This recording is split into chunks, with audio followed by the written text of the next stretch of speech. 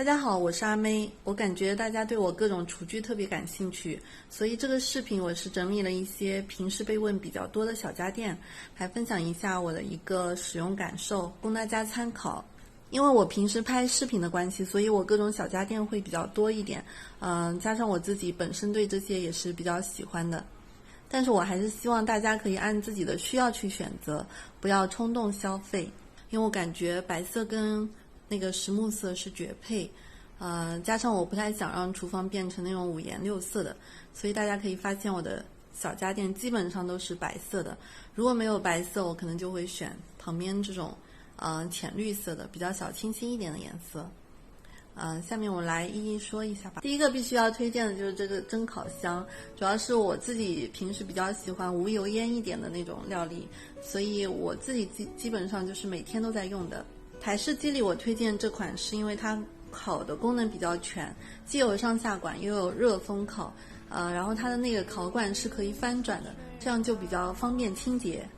基本没有什么卫生死角。然后门是那种3层隔热玻璃，比较厚实，隔热效果比较好。其实这个之前也有单独说过，但可能我平时用蒸烤箱做菜那种频率比较高，然后收到的各种关于蒸烤箱的问题也有很多，所以我想下次再单独做一集视频来解释大家的疑问吧。所以大家对蒸烤箱有什么疑惑的话，可以留言一下。下一个是这个电饼铛，我们一般看到的电饼铛都是那种圆形的，但它是这种方形的，而且它虽然是方形，它这种边边角角还是做成了圆形，这样其实是比较好清洁的。然后虽然小小的一个，但是其实它的容量也是蛮大的，因为是方形嘛，可利用的面积会比较大一点。早餐有时候煎蛋的话，可以1、2、3、4，有4个蛋可以同时煎，还是比较方便的。然后我也用它煎牛排，第一次煎的时候还是感觉蛮惊艳的。然后它这个烤盘是可以拆卸的，这一点还是蛮好的，蛮方便的，可以直接这个翻开摊平。就有时候你也可以把这个拿到桌子上烤肉啊什么的，还是比较多功能的。比较大的缺点就是，它这个上面的盖子是不能拆下来清洗的，我每次都要这样把它放在那边冲，还是挺麻烦的。然后这里是有好多档的，有3档，盖子是只有1档。还有一个优点就是摩飞它现在很多电器都是直接把线绕在后面，这样我们线就不用去操心收纳的问题，而且也不会就放在哪里都忘记丢掉了。下一个是这个三明治机，这里是调节时间的，最多8分钟，然后一般三明治的话用这个大概4、5分钟就可以压好了。然后它是双边的，这样就可以同时一次性做2个，这一点还是比较方便的。然后这个可以换，可以换成华夫饼盘，还有这个甜甜圈盘。然后这里的档位是可以有2档的，就是如果你比较厚的时候就可以用这一档，薄一点的话就压得紧一点，这一点设计还是蛮贴心的。下一个是这个这个是煮饭盒，也是适合的，跟刚才那个三明治机是一家的。他家的东西基本都是白色的，然后特别戳我的心，我都挺喜欢的。它是有点像那种小型的多功能锅一样的性质，它可以带那种熟的米饭，然后加热一下，也可以直接加生米去煮。然后煮饭的时候可以加一层这个，就上面再加一层蒸的。它也可以把这个拿掉，然后换成2个炖盅来使用。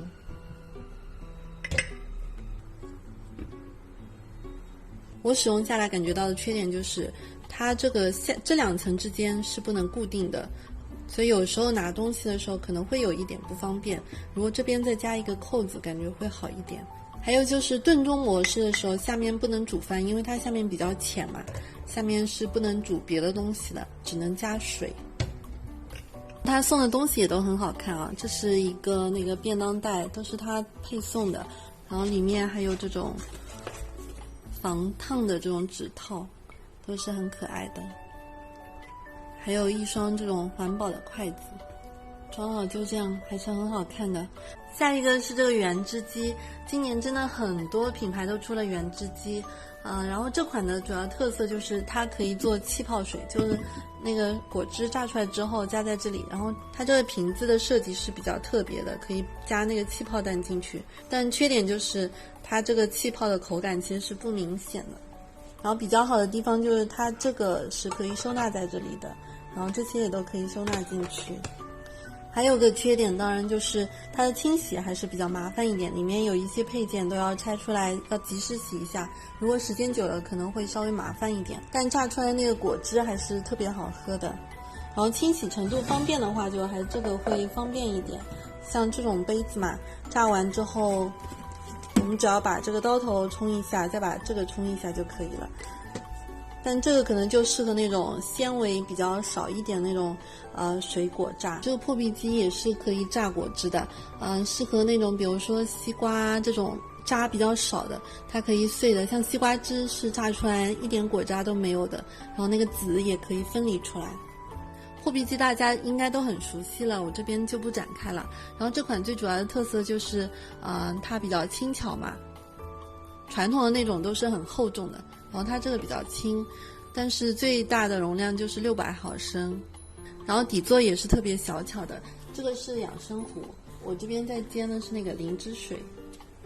然后换成这个嘛，这两个是通用的，换成这个这边的模式就变成了破壁机的模式。缺点的话，其实对我来说我觉得没什么大的缺点，就是煮牛奶类的它是会糊底的，然后注意一下这个就可以了。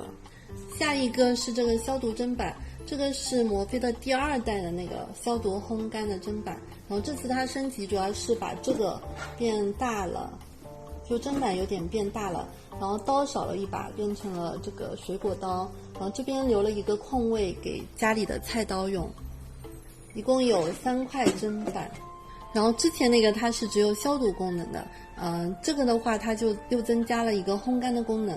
然后这边还多了一个放筷子的地方，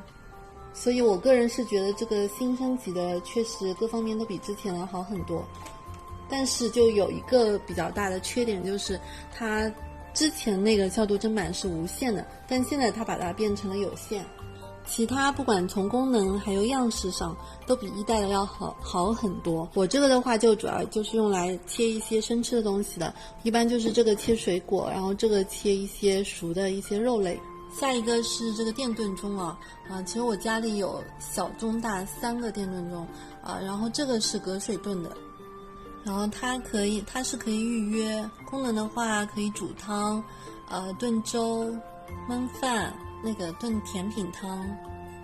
燕窝、酸奶，可以做酸奶。下面是加水的然后我建议大家这种最好是加纯净水，这样就不容易有水垢。加普通的水也可以，可能定期要除一下水垢。这是隔热层，就是你这样拿起来可以不用被烫到。然后我现在是做了酸奶在里面，酸奶做出来的效果就有点像老酸奶的那种。这个我要拿去冰回冰箱了。反正这个我个人觉得还是比较实用的，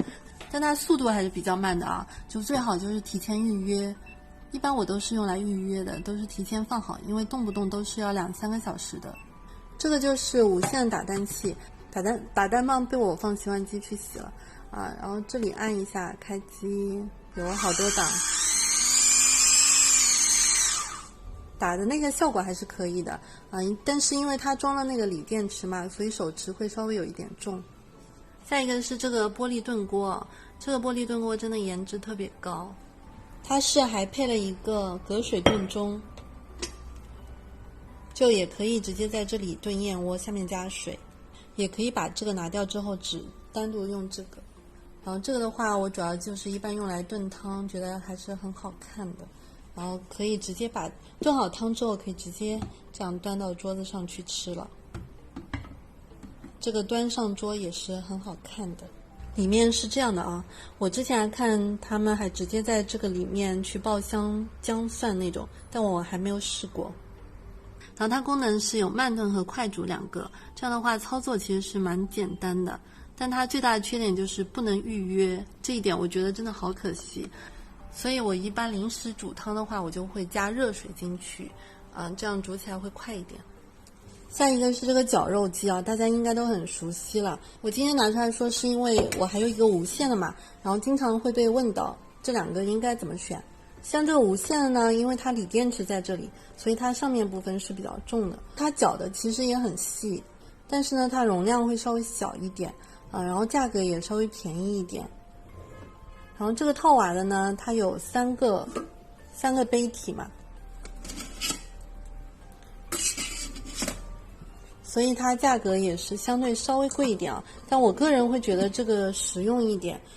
因为它还可以剥蒜，这一点我还是很喜欢的。所以从实用的角度来说，我会推荐大家选这个。然后肉什么都是打得很细的。可能因为之前的这个套娃太成功了，所以摩飞又出了一个这个小套娃。我本来是自己有一个这个的，也是无线的。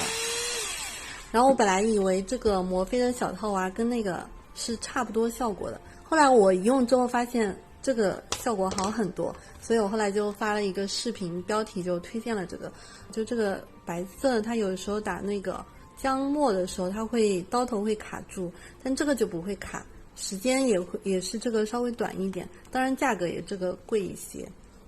然后它是有3个杯体的，杯体是塑料的这一点当时我本来也有点耿耿于怀，但是我看了说明书，这个杯体都是可以放那个洗碗机的，所以我觉得问题不大。这个就是要那个重一点按才可以，轻轻按它是不启动的。可能就这一点会有点不顺手。这个我是玻璃的但声音听一下，这个会响一点。好了，那今天的分享就先这样吧，我们下次再见。这是提前泡的竹荪，像我把根部剪下。